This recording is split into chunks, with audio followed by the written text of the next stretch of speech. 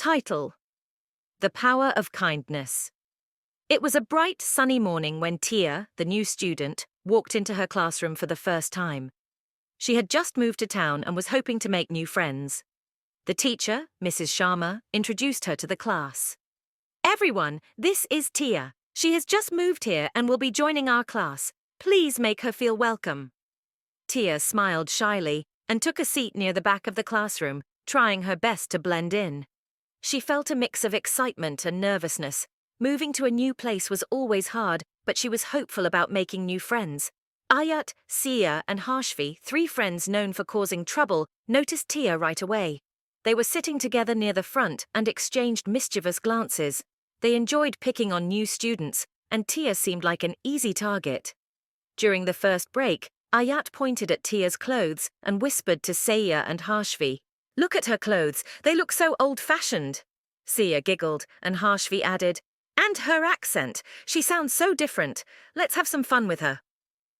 As Tia was organizing her books in her locker, Ayat, Sia, and Harshi approached her. Ayat started by mimicking Tia's accent, while Sia and Harshi giggled. Tia felt her cheeks burn with embarrassment and tried to ignore them, but their taunts continued. "Where did you get those clothes? From a museum?" Sia teased, and the trio burst into laughter.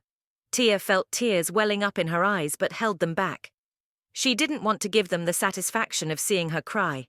A few rows ahead, Aabsha, a kind and brave girl, observed the scene. She felt a surge of anger and sadness seeing Tia being bullied. Memories of her own first day at school flooded back. She remembered how scared and alone she had felt when she was new. Determined to help, she decided to take action. During the lunch break, Aabsha approached the bullies. "Hey, leave her alone. How would you feel if someone treated you like that?" she said firmly, standing between Tia and the bullies. Ayat laughed dismissively. "What's it to you, Aabsha? Just mind your own business." Aabsha stood her ground. "It's everyone's business to stand up against bullying. We should be helping each other, not tearing each other down. Imagine if you were new here and scared. Wouldn't you want someone to be kind to you?" Sia and Harshi exchanged guilty glances. They hadn't considered how their actions made Tia feel. Ayat shrugged, but Aabsha's words made her think. "I guess I wouldn't like it if someone did that to me," she admitted reluctantly. Aabsha continued, "We all have our differences, but that's what makes us unique. Instead of making fun of Tia, why don't we try to get to know her? She might become a great friend." The bullies were silent for a moment, contemplating Aabsha's words. The next day, Ayat, Sia, and Harshi approached Tia with a newfound sincerity. "We're sorry for making fun of you. It was wrong, and we won't do it again," Sia said sincerely, her eyes reflecting genuine regret. Tia smiled shyly, her eyes bright with relief. "Thank you. That means a lot to me." Aabsha invited Tia to join her and her friends during lunch. "Why don't you come sit with us, Tia? We'd love to get to know you better," she offered warmly. Tia felt happy and accepted. She joined Aabsha and her friends, who welcomed her with open arms. Over time, they discovered that Tia had many interesting stories to share about her previous school and her hobbies. She was an excellent storyteller and had a talent for drawing, which impressed everyone.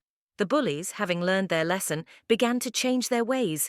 They became more friendly and started to include others instead of making fun of them. Ayat found that Tia's drawings were fascinating and asked her to teach her some techniques. Sia discovered that Tia was great at solving puzzles and invited her to join their puzzle club. Harshi, who loved sports, found a new jogging partner in Tia. Aabsha's brave actions inspired other students to stand up against bullying and show kindness to one another. The classroom became a happier, more inclusive place for everyone. Students began to support each other, celebrate their differences, and create a community of kindness and respect. A few weeks later, Mrs. Sharma noticed the positive change in the classroom dynamics. During a class meeting, she praised the students. "I'm so proud of how you've all come together to support each other. Remember, kindness is a powerful tool. Keep spreading it wherever you go."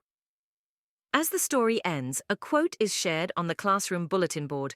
"Kindness is a language that the deaf can hear and the blind can see." Mark Twain. The students read the quote and smiled, knowing that they had experienced the truth of those words firsthand. The power of kindness had transformed their classroom into a place of friendship and understanding.